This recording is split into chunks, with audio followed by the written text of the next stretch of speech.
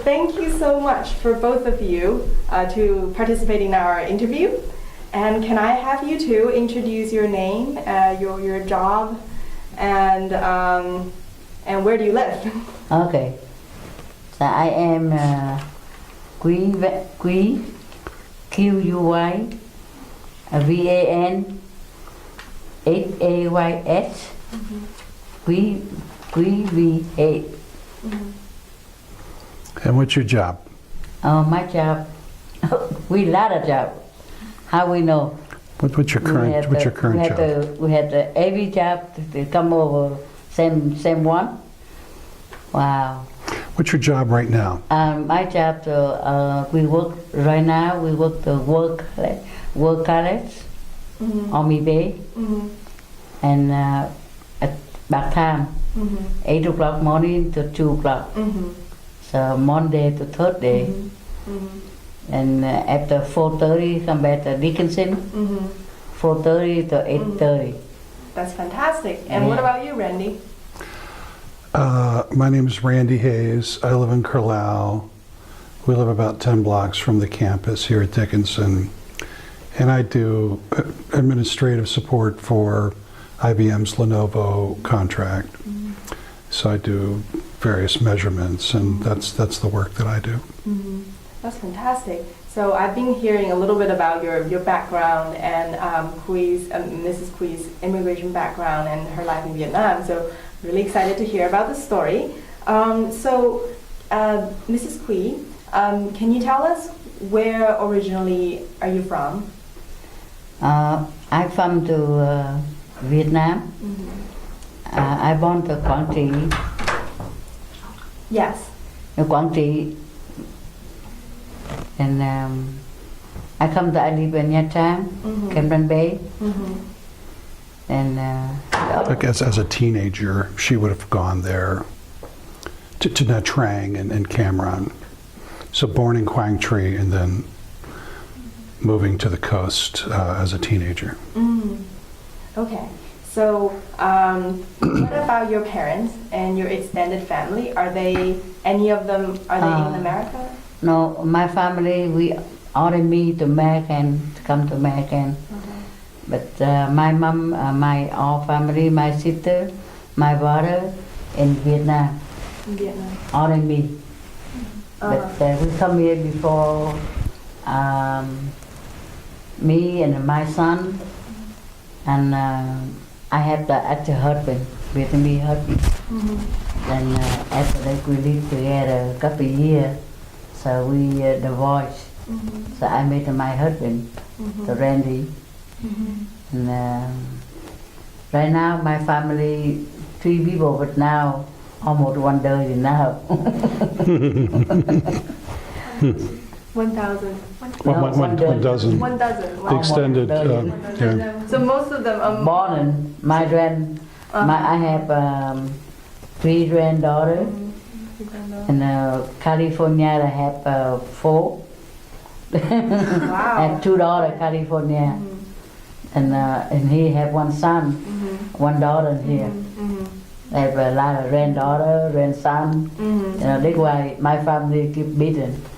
So these are mainly your offsprings, so your children and your grandchildren. So among your generation, you are the only one who came to the U.S.? Yeah.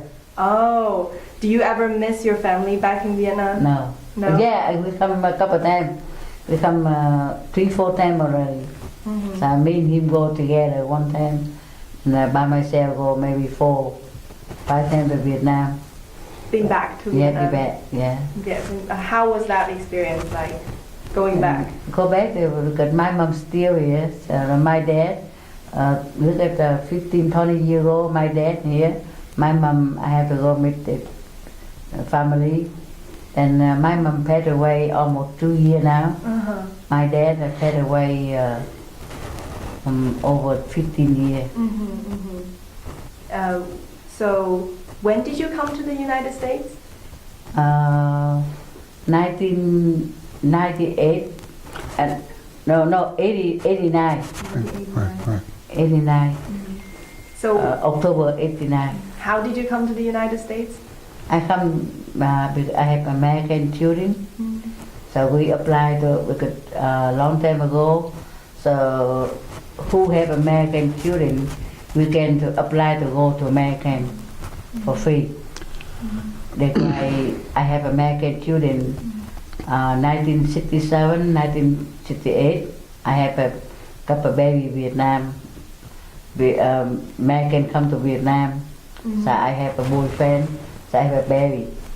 That's why all my children for American children. So 2 in California, 1 here. When was that? When did you come to the United States and then had a baby? No, I have baby in Vietnam already. Oh, okay. My children in Vietnam already. I come here, I old now, I don't born. I live with him 20 years, over 20 years, but we don't have baby for him. Right. But only my baby only. But now he had a grandson, granddaughter, my family. Wonderful. No, him, but he loved him. He only had a lot of enjoy to my granddaughter. Yeah. So you gave birth to your children back in back in Vietnam, and you brought them here. Yeah. So why did you want to come to the United States instead of staying in Vietnam? Because long time ago, after wars, 1975, then Vietnamese, we don't have a freedom. So we want to go look the freedom. So everybody want to look freedom. I want to go. But I have baby American too, I don't go to boat. I don't want to go for maybe something have trouble. I have American baby. I applied. I have baby. That's why I can go. So can you tell us the story of how was your life like back in Vietnam that made you want to migrate, that made you want to leave Vietnam? Why do you think you don't have freedom? In Vietnam? Why I think I don't have freedom in Vietnam? Yeah, because why? I can see something. Right now I don't know. But before, first because before 1975 we had the freedom. After 1975 to commerce, change everything. So that's why they don't have freedom. They different thing, So that's why we ought to need the freedom. But right now I don't know. I don't go Vietnam too much. I don't live Vietnam. I don't know how freedom or no freedom. But I'm now right here only.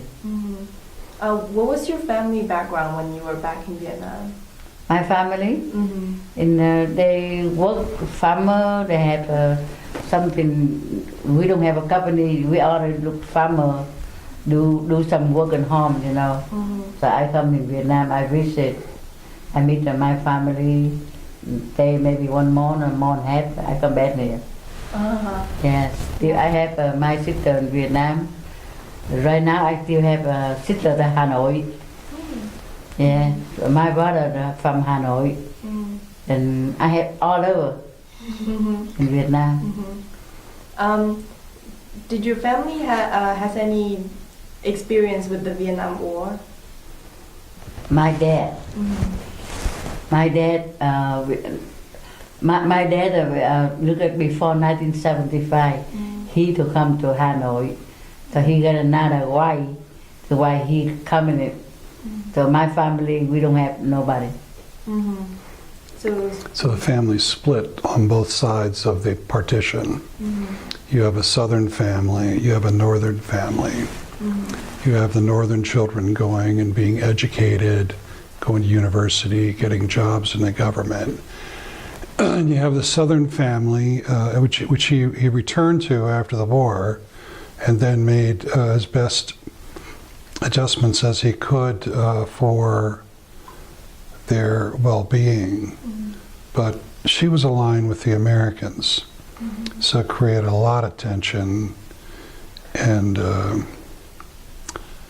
she went to the Highlands, which is a whole other 10 chapters, because there she's dealing with miners, converting raw material, precious metals, and taking it to the city and then bringing back like dry goods and pots and pans or whatever the miners needed, because mining in Vietnam is not a claim where you have a parcel. Mining as Vietnam is you're in the hole, and as long as you're in the hole, you own that hole. But if you go away from it, somebody else will go in the hole. So she would go back and forth trading with a family in Mr. Cow. Were they in Da Nang or? Da Nang. Were they in Da Nang? Where did they live? In Da Nang. Mr. Cow. Mr. Cow, he lived Mr. Cow. No, he lived Nha Trang. Okay. So they would extend her credit to then haul all this stuff up into the mountains and trade. This is post-communist consolidation. She did not embrace the father's goodwill. What do you mean by that? Well, he was, what was his nickname? Dum Dum? Dum Dum? My name? My dad? Yeah, Dum Dum. Nguyễn Văn Ngọc Đốm. V-A-N, Van. Ngọc. G-A-G-N, G. Well, the nickname, Yeah. my point is the nickname, his name is Dum, Banang Dum, but his nickname is Dum Dum, right? Yeah, Đốm Which means first name. like a firefly. He was a railroader. He drove the train. Of course, the train is critically important in Vietnam. You can imagine just transporting people. And that's what he did. He was a railroader. From the north? Well, Yeah. he started before the partition. I think he was a railroader before they split the country, right? I don't know, because my daddy young, you know. I hear my grandmom say my daddy only look at get married by my mom. He 22 or 23 years old, and he jumped the train. He tried to go school and do train together. He do a lot of things. Right. And after look at he 25, 26, something like that, and he go to Hanoi. Then look at he got a girlfriend to Hanoi. He love another girl. Then you know, look at con có hiểu là tập kết không? Như là ba của cô đó đi ra bộ Hà Nội á, rồi có cái vợ khác, rồi cũng như là đi hai đường á, cũng như đi lính ngoài kia. Nên là quốc gia với bên này hai bên thì khi nó về không được nữa. Cách đôi vĩ tuyến, không có hiểu cách đôi vĩ tuyến không? Cái cầu vĩ tuyến là nó không có ra được nữa. So yeah, so her father, he went to the north of Vietnam. So that time, like the country was like split. Like north is like for the communists, and the south like invaded by the Americans. So when her father went to Vietnam, to the north, he met another girl, and he kind of had a girlfriend, and he married, and he has new wife in the north. So it's very hard for him to come back to the south. Yeah, because it's like because the country was split in half. In the South, he's wanted as a criminal, Yeah. even though I think Mom, even after he moved to the North, Yeah. your mom still had a baby, right? I think there was a visit First thing which created all these other first thing he have all my sister only. Right, Then he come. My sister look at the 4 or 5 year old. Then he come to Hanoi.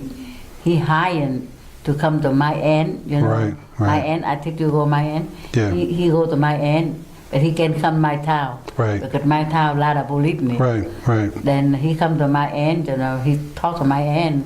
We walk and go call my mom. Right. No telephone, no do anything. Right. But Just knock on the door. We ordered, okay, go see, look at my mom.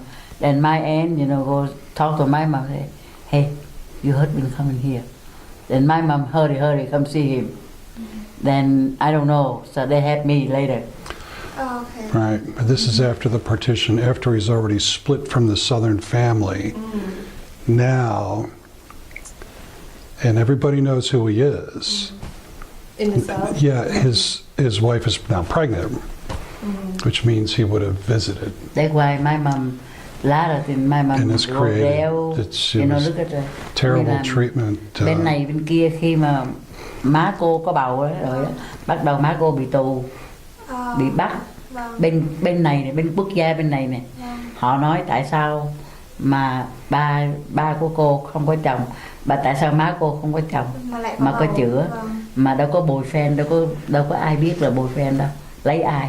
Vâng. Được. Có nghĩa là má của cô là bị bắt ở trong miền Nam ấy ạ? Yeah. Okay. So like when her mother was pregnant and she was put into prison in the South because they don't know, like, because she doesn't have a boyfriend but she's pregnant, so that was considered like a crime back at that time in Vietnam, especially in the South. Yeah, so her mother was put in prison when she was pregnant. And so she was kind of held like a I don't know, like someone to kind of induce your dad to come back so that they will arrest your dad. So she will be the bait to be in the South. No, he can come the couple over 30 years. Okay, so 1975, then worse, even get together. Yeah. South and North all get together. Then my dad, he can come. He had the freedom. He can go and come. You know. That day he freedom. He had the freedom. He come to my town, and he looked to my mom. So that day, my mom, she get married for now because she too much trouble. She go there. Somebody hit her. You know, police hit her. Go too much. That's why she looked to her boyfriend. So now her husband.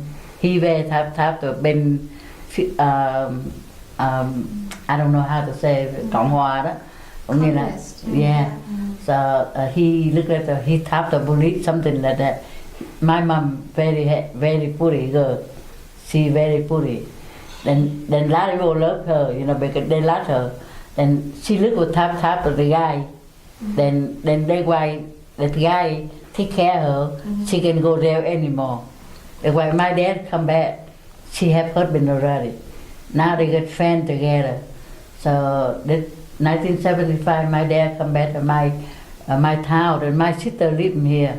My mom still living near to here too. Then they little friends together. Then later, maybe 1-2 years later, you know, my step husband, my stepfather.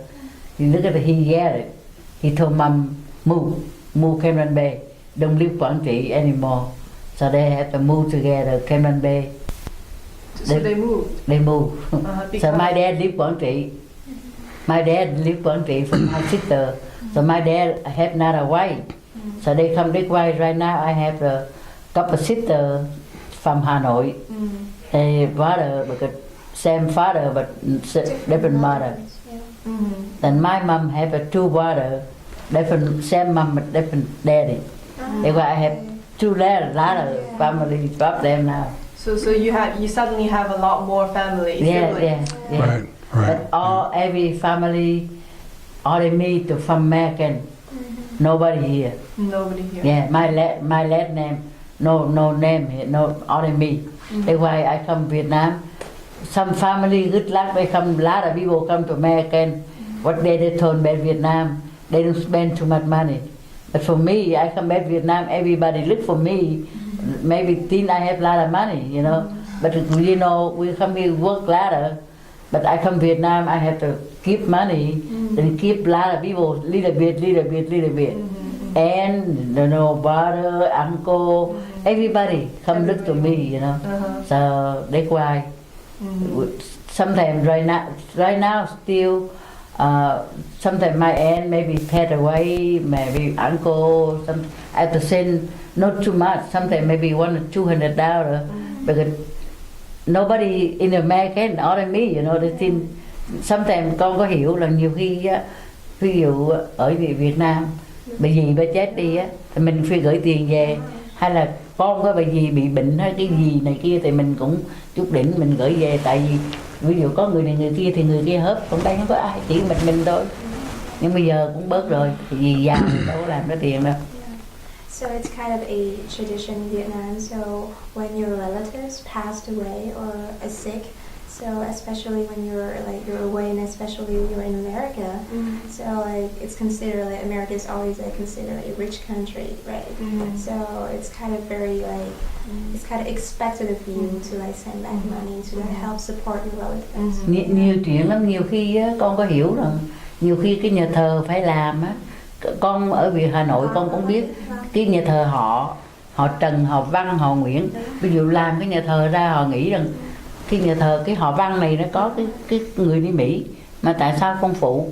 Bây giờ ở Việt Nam bà chị phụ, thay vì bà chị phụ có 1 triệu bạc thôi là khoảng 50 đô thôi, nhưng mà họ nghĩ rằng có người ở Mỹ mà tại sao có 50 đô, tất nhiên bác phải gửi về 100, 200 để phụ với nhà thờ, mà nhà thờ họ Văn làm rồi, của mẹ mình họ Trần mình cũng phải làm, cho nên nó nhiều chuyện lắm.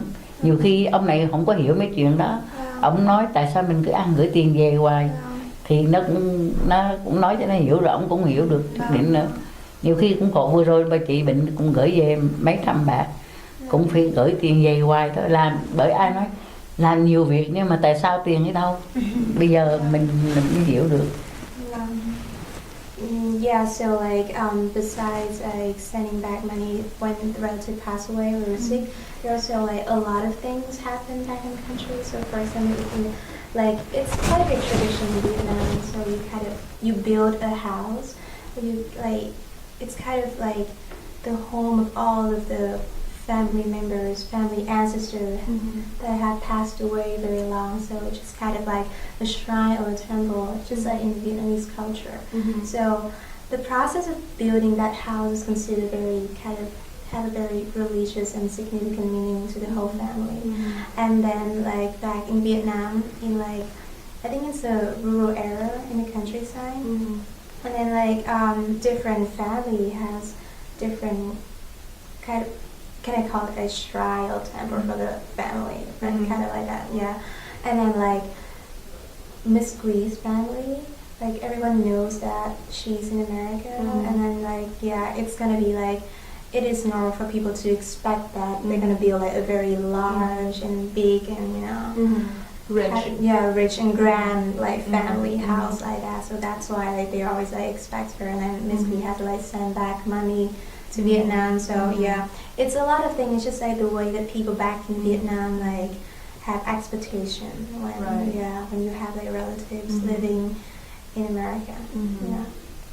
So it seems that you have this split from your that's okay. So you have this split from your extended family back in Vietnam. What do you still feel close to them, or do you feel like there's something that separate you from them? Like no, I still call them because I still here, you know, because very long way to look, but we all tend to we talk the phone, you know. Sometimes we have money, sometimes we work a lot of money, so we have some money. We still talk, and maybe every week, maybe 1, 2 night time, maybe have hour to talk together. We still here. We never forget. That's my family forever. wow. Yeah. And then there's cell phone communication, and she maintains kind of a family shrine on the fireplace mantle with her parents' photographs and incense, and so they're as close as the cell phone. I mean, the communication now is all very instant, you know, very quick. Yes. So so there's this very interesting war experience that kind of separated your family in a very significant way.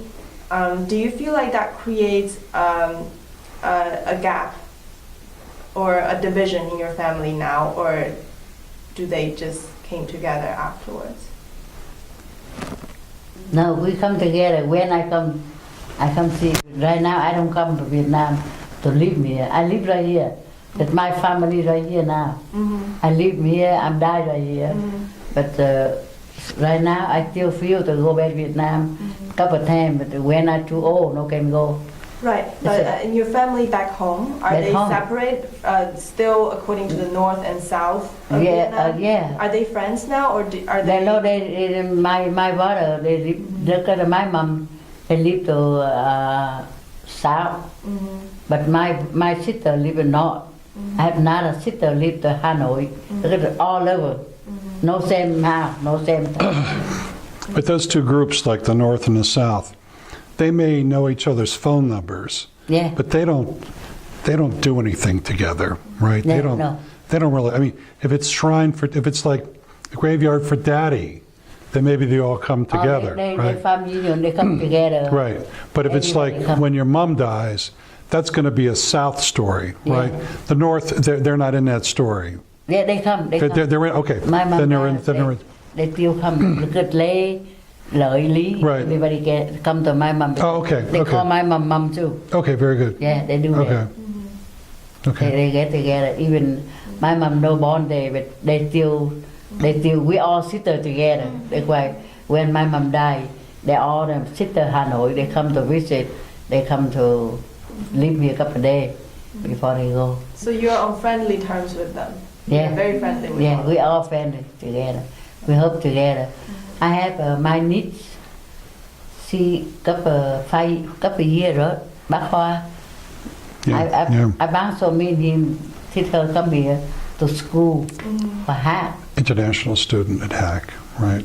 And she go back Hanoi already. Uh-huh. It was disrupted by the challenge of a love interest with a young man at Cornell who I guess had a weakness for Asian girls, so he went on an international program to Taiwan, which she obsessed about, and then went to Taiwan. But unfortunately, he was with a new girlfriend, and just how crazy is all that? You were right? talking about Miss Quy. Miss Quy niece. Miss Quy. Yeah, she was here in Cornell, Okay. and she was Okay. studying at HAC. But wow, yeah. Yeah. So do you consider yourself and your children and grandchildren very integrated, a part of America, or do you feel like you still keep your Vietnamese identity and tradition in your family in America? Do they think they're really more Vietnamese, or do they think they're maybe 50% Vietnamese, 50% American? You know, like say, I think it depends on the generation. I think like Mrs. Quy, of course, her heart's split evenly because she's got one foot in America, one foot in Vietnam. Where her adult children, quite frankly, I think they think they're more Vietnamese, right? Yeah. They are ghettoized. They're not joining the Rotary Club, and they're not volunteering for the PTA and things like that. They don't do that. And then the grandchildren, of course, they live in a Vietnamese household, but they aspire to American things. So the further down the chain you get, the more Americanized they are. But that middling group, it's rather strange because typically they're not as isolated. But this group is in their own kind of cocoon. You're talking about Miss Key's The adult children, yeah. The adult children. Yeah. So they're not completely integrated to the American. Not really. I mean, they have businesses and they do very well. But if you have an extended conversation, you'll instantly hear notions or things that are just simply kind of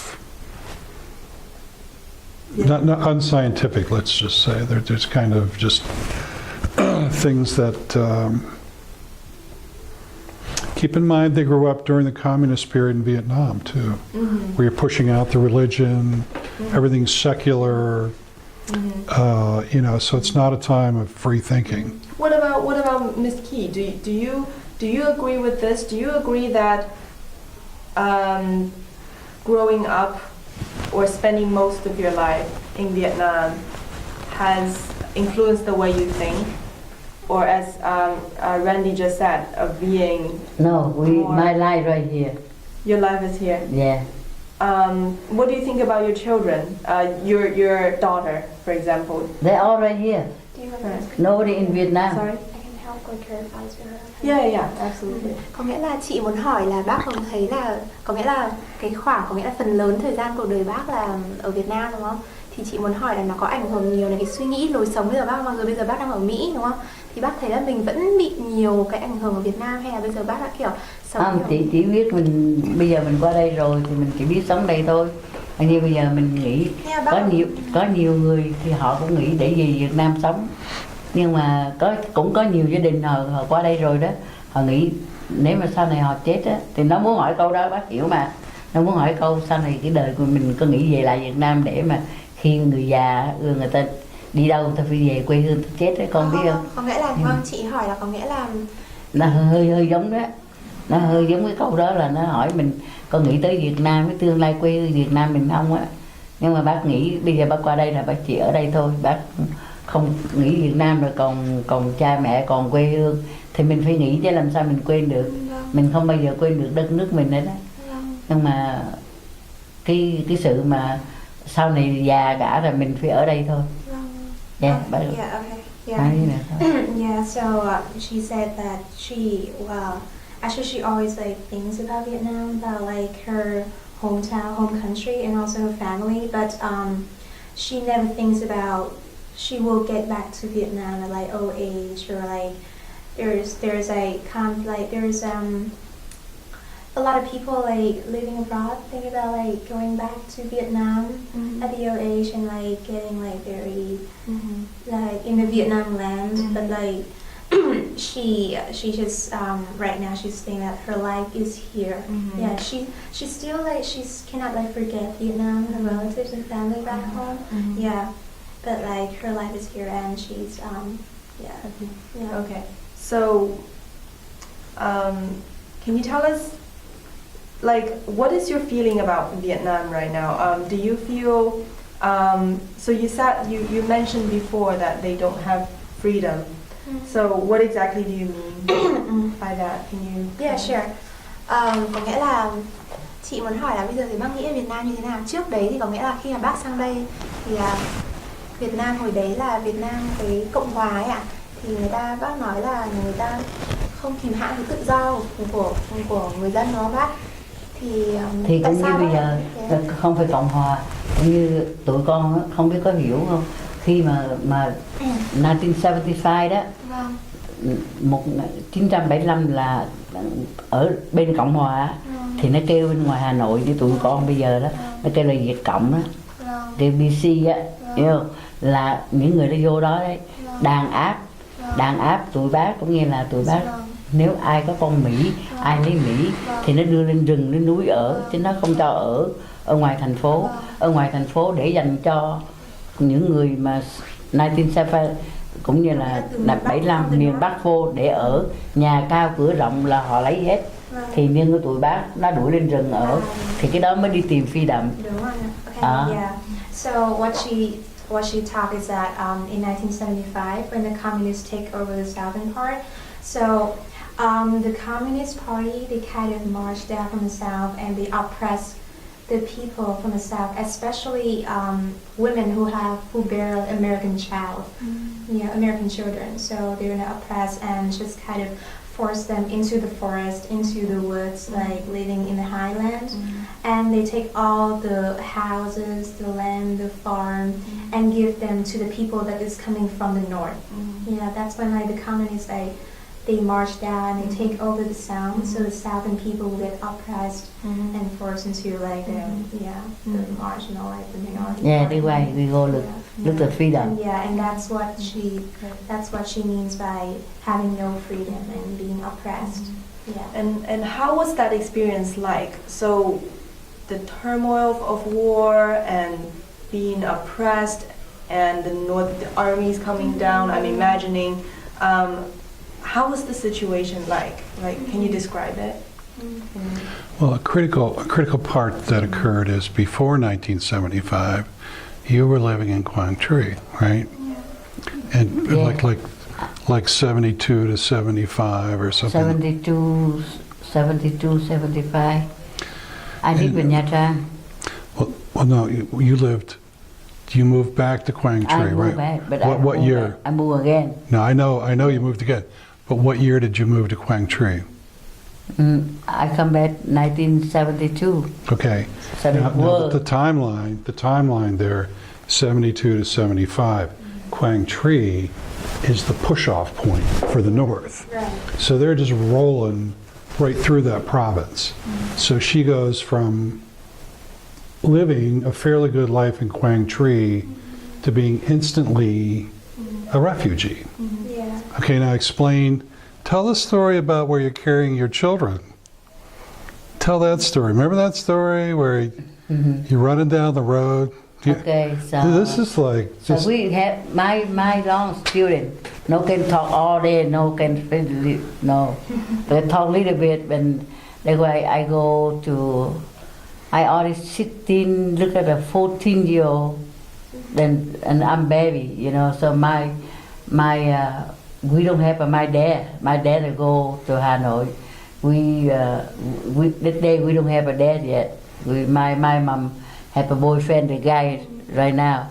So we don't let him because we don't let him. We say I don't let you have boyfriend. I let my mom you live with us.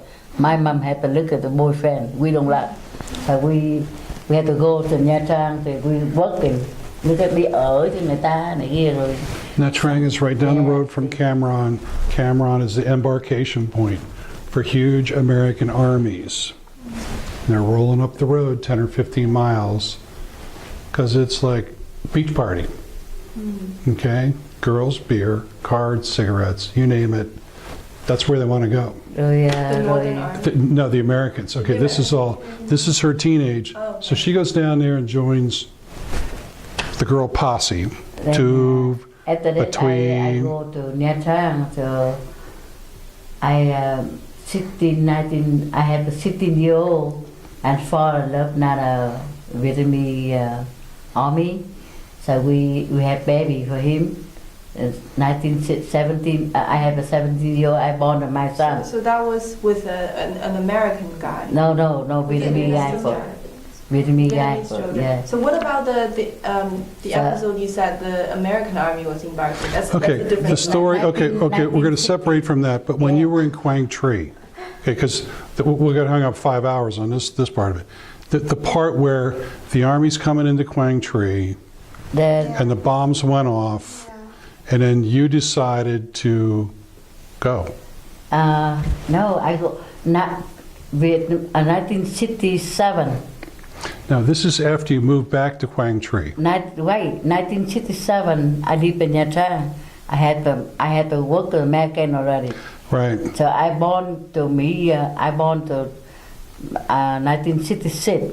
I meet together boyfriend already. right, So I born Tâm 1966. right, Then I born Tâm 1966. Then 2 more years I born 68. I born Mỹ Dung.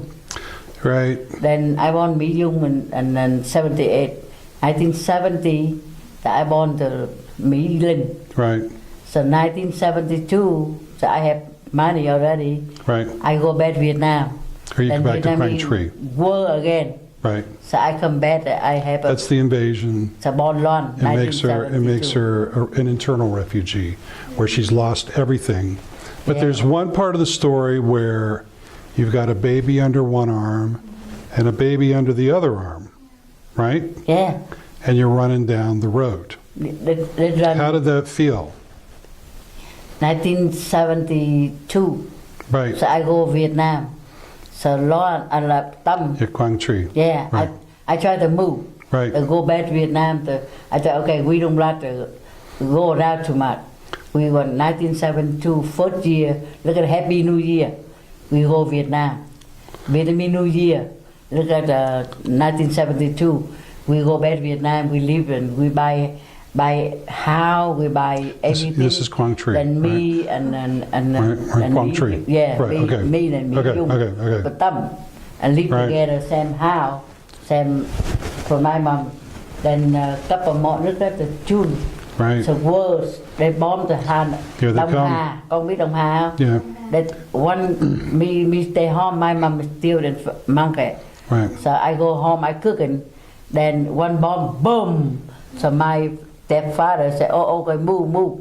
I said, "No, wait, mom, dad. We have to move to mom. We go. I don't know, mom." So my mom comes soon too. You know, we all get together. I have my thumb in my arm. Right. Then me Jung in arm. Right. They go. Then my mom, my stepfather, give me the thumb here. He put thumb in the head. On his shoulder. And I care. Okay, right. We don't care anything. We go to somebody die right here. My stepfather, no, walk here, walk over there, walk outside. Then my uncle behind me, then one bomb, the boom. So we can see my uncle die, but we can stop. This is minefields, I think. She's walking through. We don't wear for shoe. We walking only. Then bước trên xác chết người mà chạy á, máu á, cái There's quần blood all over her pants quần nó đen, cái quần mà vậy Mỹ stem Việt Nam á, from the nó bodies. dài và máu nó đẫm vô cái quần. Tới đó cái quần không giặt, chạy bộ từ 25 cây số. Yeah, so yeah, that was like 1972 á. The minefield, right? The Yeah. minefield. Yeah. So yeah, so There's two groups. Yeah, they She's in the were first group. so they were running like bare feet. Yeah, and then like they run through the minefield for like 25 kilometers, and she described as like running on like blood and flesh of like dead people, just like lying. Yeah, on that minefield. So yeah. And you saw your uncle die? Oh yeah, The uncle was in a second On the one group field. following, and that group blew up. So okay. yeah. My stepfather, he know what bomb because he can feel where they put a bomb. Nó kêu là cái đường đi như này, nhưng mà nó bỏ bom cái đó đó, là ông biết cái dấu nào có bom, cái dấu nào không có bom, thì ông phải biểu mình chạy trên xác chết á, thì nó không có bom. Nếu mà người ta chạy mà ta chưa sợ xác chết không dám chạy á, chạy ngoài này là chết hết. Cho nên á, ông father, bác stepfather đó là biểu đừng có sợ người chết, bước trên xác chết mà chạy, cứ người ta chết thì em cứ đạp trên xác chết chạy thôi. Yeah. So because there was a lot of like mines on the road, so her stepfather told like in order to like avoid the mines, in order to like to survive, you have to like step on the dead body. Yeah, it's the only way to like avoid the mines because when you step on the dead body, you don't get caught up with the bombs. Yeah. Wow. You don't understand the Vietnamese word, you know. You interview me, but you don't know something like that. Yeah. You know when I hear, you hear what I say only. Nobody know that. Even you too. Right. You never know like that. You not born yet. You don't know nothing yet. Right. That day very. Then 1972, couple more, 1973. Then we get back. Then they why we hold it. It why no more words. Then 1968. Big too, you know. Too many things. The Tet Offensive, of course. She was living, I think, with an American soldier Then with in 68. In 68, but that was before Yes, the bombing. Yeah. Well, she's reeling back to 68 because Tet, of course, is where all these people that are familiar to you, that are Vietnamese, like her Ciclo driver and others, are actually BC. BC? What is that? Viet Cong. Viet Cong. In other words, they're civilian communists that are simply living their lives. They do what they do. They're not carrying guns. But when the curtain goes up on the Tet Offensive, they suddenly become paramilitaries. So you could have. Do you want to tell that? Right now, you know. The VC. I don't know. In other words, they are now over one night they're now soldiers. The next day they're shooting and fighting. Nhưng mà đời bây giờ còn đỡ rồi đó.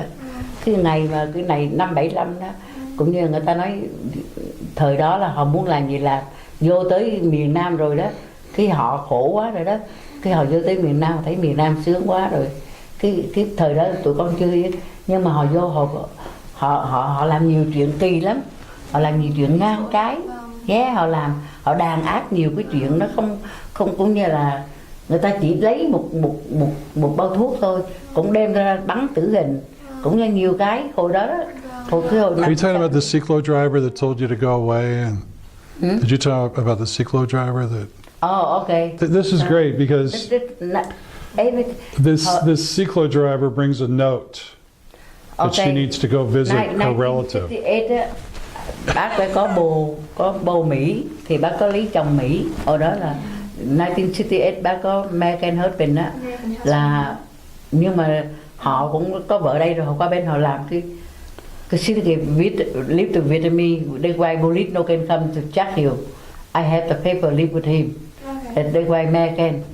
So that's how look at the 20 people. I can come in and live, look at the room, look at the dorm, you know. Is there like a courtyard there? Then that guy, he to BC.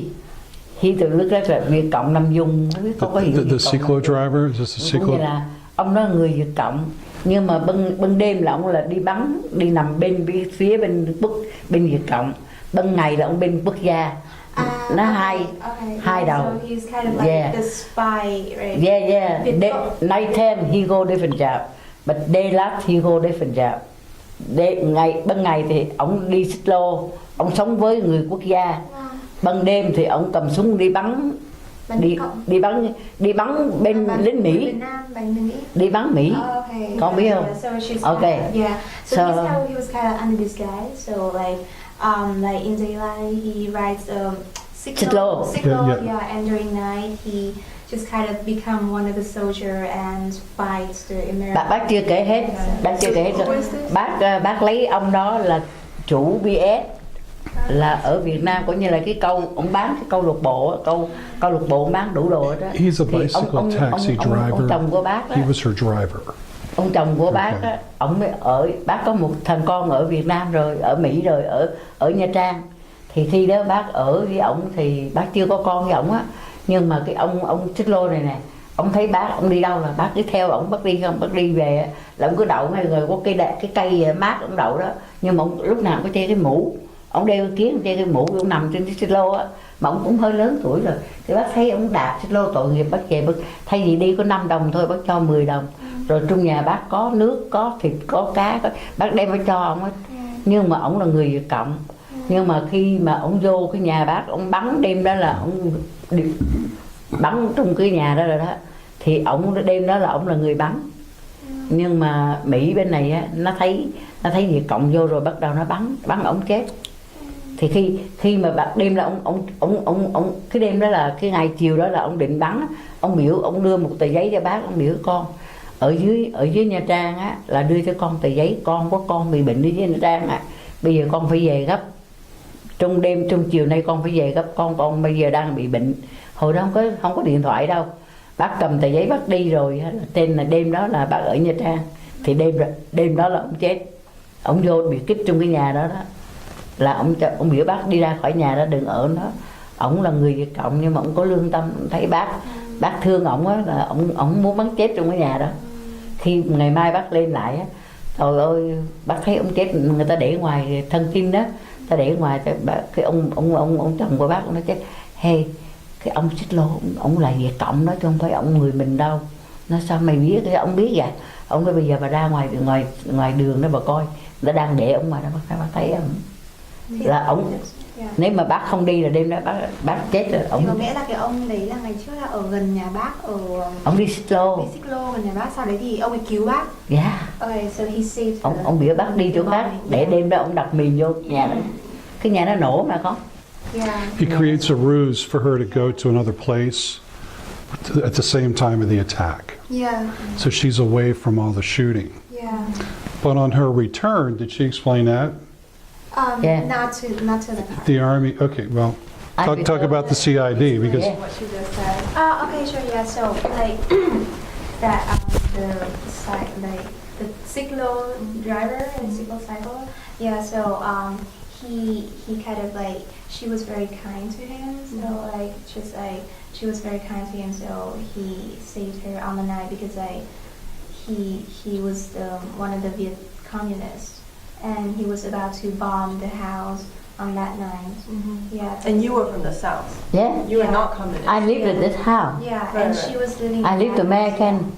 Yeah, she lived with the Americans, and he's the Viet Cong, and he was about to bomb the house that she was living in. But like, he just told her to like go away on that night, and then like after when she came back, she found out that the whole house was like blown up and like everybody died.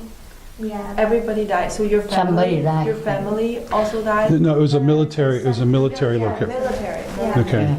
Now, Did you She lose your? was, yeah, she was living with the Americans. Did you lose But your they American killed him husband? too. They died some. Some You know, some they die, some no die So all. you But didn't lose your American husband.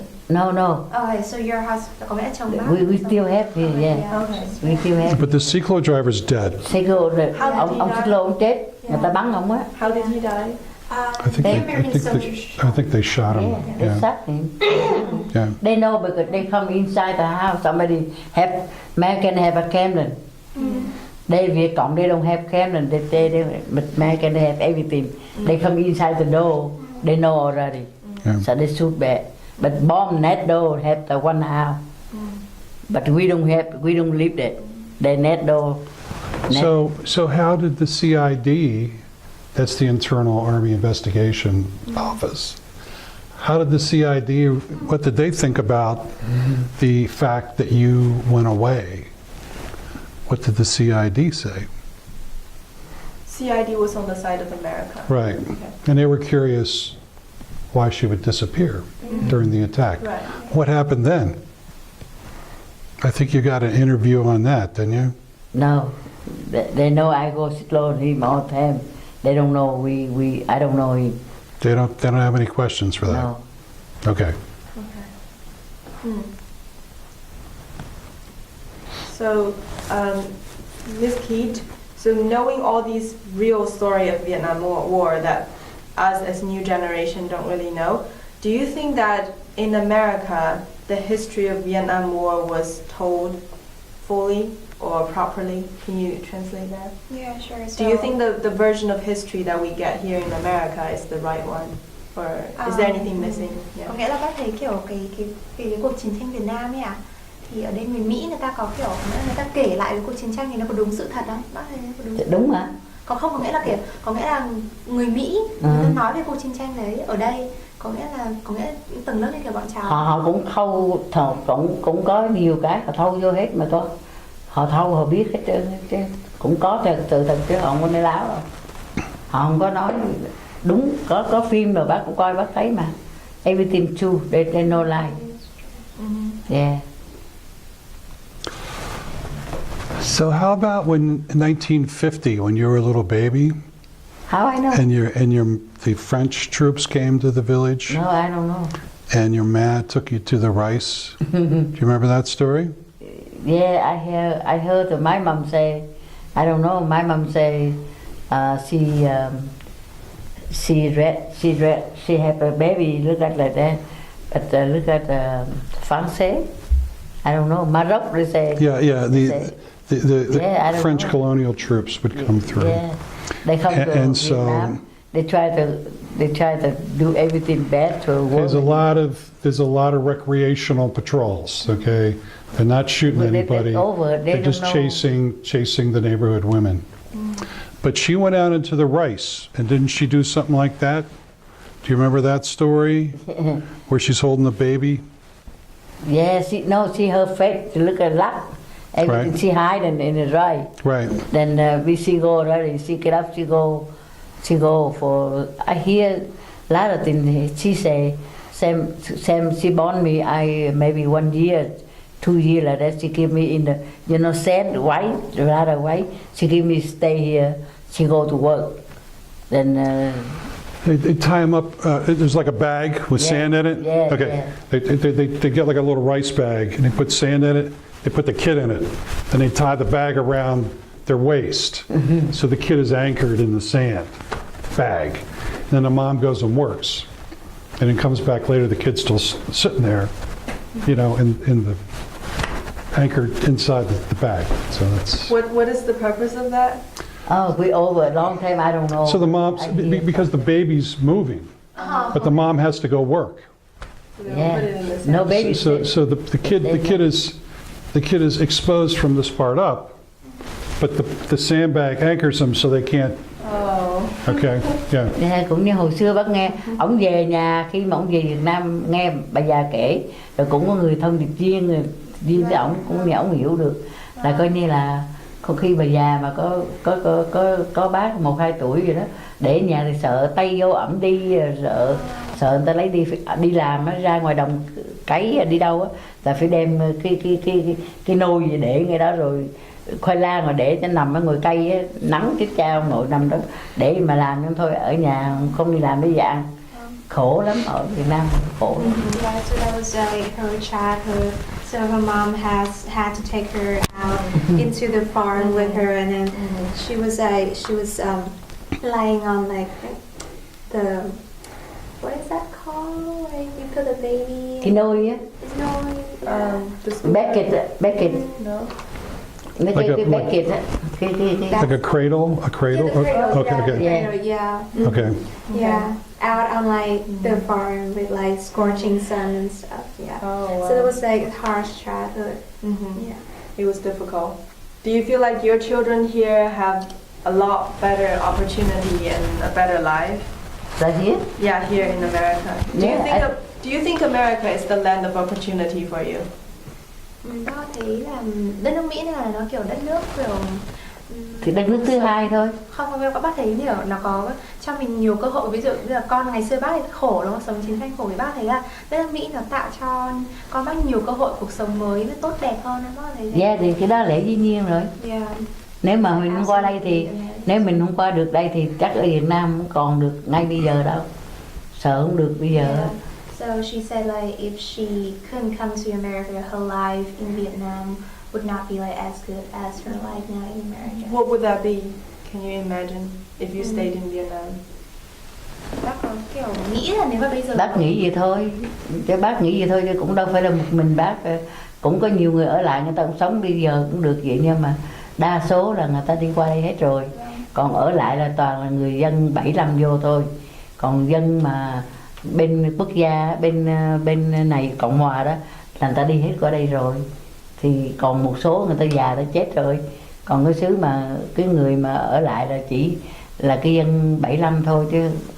có nghĩa là bác có nghĩ là nếu mà bác không qua được đây là bác ở lại Thì bác ở lại thì cũng vậy thôi, nhiều khi cũng khổ, cũng làm ăn thì nếu mà không được như bây giờ thì mình ví dụ mình ở Việt Nam mình làm gì mình ăn trên mặt sung sướng này kia cũng khổ lắm chứ, tại vì mình qua đây mình về Việt Nam mình biết mà. Việt Nam khổ lắm, đâu có sướng đâu. So she said that it's gonna be like a lot more difficulties and disadvantages if like she were like living in Vietnam as of now, compared to the U.S. What kind of disadvantages would that be? Bác không nghĩ là kiểu khổ thì là khổ kiểu như thế nào, có nghĩa là con cái cuộc sống hay là gì? Không có học nè, không có đi học được, chẳng hạn như bây giờ Việt Nam, ok, Việt Nam mà con ngay bây giờ right now if you pass you đậu đại học rồi đó, thì con muốn đi làm con phải chi tiền ra con mới được đi vô làm, con đâu có tự nhiên mà con nhảy vô được cái việc cao mà con ngồi trên bàn ghế đâu. Thì cái đó, ví dụ chừng đó thôi. Con đi đại học qua đây con phải tốn tiền, mẹ con phải tốn tiền chứ tự nhiên con chạy qua đây được đâu. Cái đó lẽ dĩ nhiên con học giỏi ít mấy nữa thì trong gia đình con phải bỏ tiền ra. Thì ví dụ chừng như bác ở Việt Nam không có tiền thì làm sao mà sống, cũng khổ thôi. Như là mình không có ăn học, mình cứ đi làm lụng rồi kia, cứ đi vay đi mượn, làm ăn làm trước ăn sau trả nợ hoài, cái kiểu đó thì nó cũng vậy thôi. Bây giờ con cứ nghĩ gia đình con thôi, con qua đây mẹ con phải tốn tiền chứ không phải tự nhiên mà tụi con nhảy qua đây được đâu. Có phải vậy không? Yeah, so she talks about the difficulty like getting a good education at first. Yeah. So in Vietnam, the education is not as good as in America, and even though you pass the exam to get into a good university, then when you graduate, you still have to pay money to get a job because it's just like the system. It's not like clear and fair like how you get the job in America. So you all have to like know someone who like works in the company, and then you have to like pay some kind of like money to get a job. Yeah. So she talks about like the education, and then even if you want to like go study in America, you still have to like pay a lot of money, and it's gonna be like Sao nói rằng quanh Việt Nam hoài vậy ta? Was the lack of opportunity the same when you were still in Vietnam? What was the situation just as problematic when she was back in Vietnam, or did it get worse? Well, I think she just speaks a bit like in general. Yeah. Okay. Probably differences in degree, and I mean, obviously the country's changed quite a bit, but I think there's always been the, I forget what they call the payment, but when you asked earlier about what were they holding the mother for in jail, a lot of that is just extortion, where you're looking to get payments to either have access to the person or payments to give them food. Very extortionary. We had a good friend who had 2 sons in prison in Vietnam, and In prison in Vietnam? yeah, it was very difficult. Still? No, I think they're both dead because they have difficulties that related to they had drug addictions, and there were some other problems. But their dad was Wu Tui husband. Was he army captain or police captain? Or He captain. yeah, he was. The dad was former South Vietnamese military officer, so it was really the kids had no future there, and so they fell into drug addiction and jails and things like that. And that was when? At least within the last 10 years. Yeah. Part of her problem was one of the kids died, and she didn't know where the body was. She had to pay a fee to get the body, just Get the body. from the jail. So those were the 2 sons who didn't come to the United States with. With her friend. Now, these are not her sons. This is a friend's sons. Okay. Okay, so Yeah. he just speaks about like the situation, Right. the difficulties in Vietnam in general. I see. Wow. Is there any other important stories that we need to hear? Anything else that you would like to add? No, that's okay. I come to American. I go to work. I look for job. I live in American. I have too many jobs. I working full time, 2 full time, part time. For 24 years, I'm working. Right now. I have the farmer market child out. So my granddaughter goes to school. I have 2, 3 granddaughters. So that's why my family is very big right now. Very successful. Yeah, Are you an American citizen? yeah. I'm Okay. American citizen. When did you become American citizen? How long? 20 years, huh? It's been a while. 20 some Was years. it difficult to become an American citizen? I come here before 5 years that we have the citizen. Yeah, probably, almost 20 years. She was the first in her family, even before her adult children. But she trained with OIC in Carlisle, and they had professional programs where they gave you the model is 100 questions, and then you learn the specific questions, and then you go in to take the test. And that test is what? That's your interview with the for citizenship. Oh. And so she learned about things like 100 questions. civil rights, Yeah. the Bill of Rights. Because she was testing, she waited outside, and a young girl came out, sat down, really angry, and she goes, "Who is Martin Luther King?" And she goes, "Oh, he's the civil rights guy." And she goes, "I didn't know." Well, if you do the 100 questions, you will know exactly, what they're asking. So she was, and it was one time to take the test, and she passed it. So. Yeah, I wish the citizenship procedure is still as easy now as it used to be then. no, It's impossible to get a citizenship. Yes, congratulations. Well, thank you both so much for Thanks. participating. It was in great. this. I'm sure we can go for hours and hours. 'Cause Oh, wow. There are Yeah, so many yeah. stories. Yeah, that's Yeah. okay. Yeah, Yeah, Yeah. yeah, it's good like sharing this. Yeah. story. yeah, some important stories. Nói với nó là như là bác qua đây khổ lắm mới được như vậy thôi. Bác đi làm này, bác làm này. Không biết bao nhiêu hãng nào bác cũng đi làm đó. Không có hãng nào đuổi bác đó. Chỗ nào bác không thích là bác nghỉ thôi. Ở đây mà con đi làm mà để cho bị đuổi là nó không có được tốt đâu. Nên con không thích là con phải nghỉ đâu. So she Rất said là that, nhiều lắm. she's also like, you know, it's not like easy being here also because she has like gone through a lot of different jobs, have a lot of different jobs, but she never got fired. Yeah, she just like, if she didn't like it, she's just gonna live. Yeah, but she's never got fired. A lot of jobs, yeah. What kind of job have you gotten so far? Like, what are the kind of jobs you've done? Okay, so I have a Kinsu, a GS Electric. The shoes where you actually make, she was actually building shoes. GS Electric, they made mini vacuum cleaners. Nursing home, Right, she was cleaning and housekeeping. housekeeping, PR Huffman. telephone company, Phone company, that was cleaning also.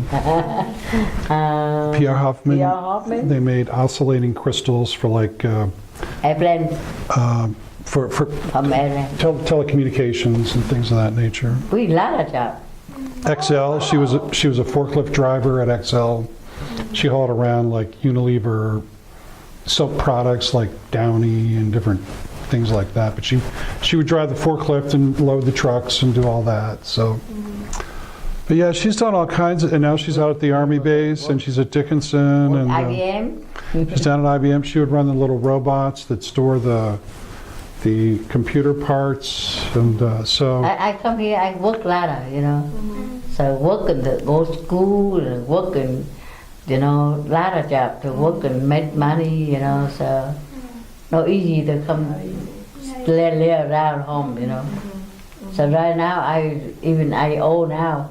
I still have 2 jobs. You still have 2 jobs. Yeah. Yeah, Very productive life.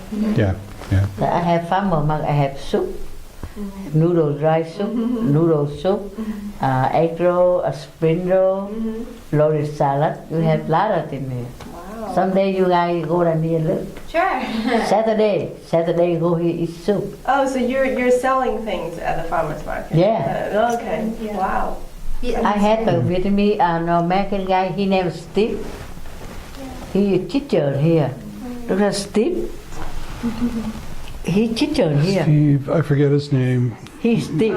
Steve. Miss T and so Charles has to go. Yeah, because I got. Okay, Yeah. sorry. Yeah, Okay, so yeah, sorry. yeah. No, it's okay. The but, Anglo. like, yeah, it's great talking to you two. Okay, so, con yeah. con lại. Okay. Yeah.